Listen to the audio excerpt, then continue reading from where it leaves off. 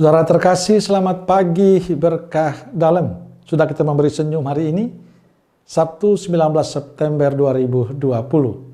Kita awali permenungan kita dengan tanda kemenangan Kristus. Dalam nama Bapa dan Putra dan Roh Kudus. Amin. Saudaraku terkasih, bacaan Injil diambil dari Injil Lukas bab 8 ayat 4-15.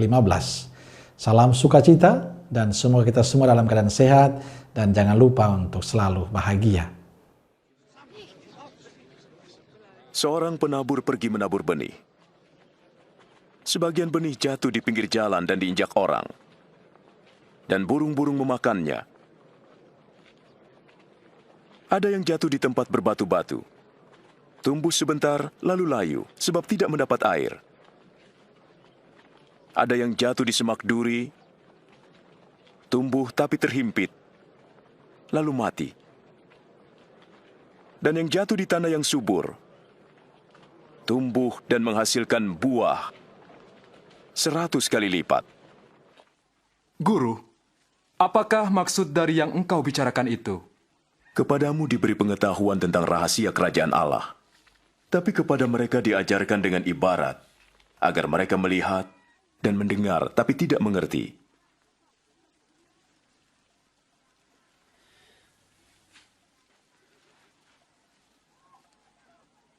Inilah arti ibarat itu.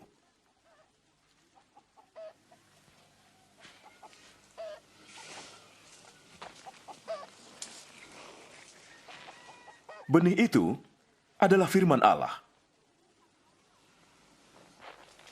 Jatuh di pinggir jalan berarti orang mendengarnya. Tapi iblis datang dan merampas firman itu, sehingga mereka tidak percaya dan diselamatkan. Jatuh di tempat berbatu-batu berarti orang mendengar dan menerimanya, tapi tidak berakar. Mereka hanya percaya sebentar, dan waktu kesusahan datang, mereka murtad. Jatuh di semak duri berarti orang mendengar, tapi kekhawatiran dan kenikmatan duniawi menghimpit mereka, sehingga tidak menghasilkan buah. Jatuh di tanah yang subur berarti orang mendengar dan menyimpannya baik-baik dalam hati. Mereka tekun sampai menghasilkan buah. Saudaraku terkasih, hari ini Injil berbicara tentang seorang penabur. Kisah ini sering kita dengar. Bagi saya menarik untuk kita renungkan.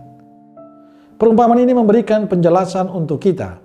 Hasil yang berlimpah itu bukan tergantung pada benih yang ditaburkan, tapi pada tempat di mana jatuhnya benih itu.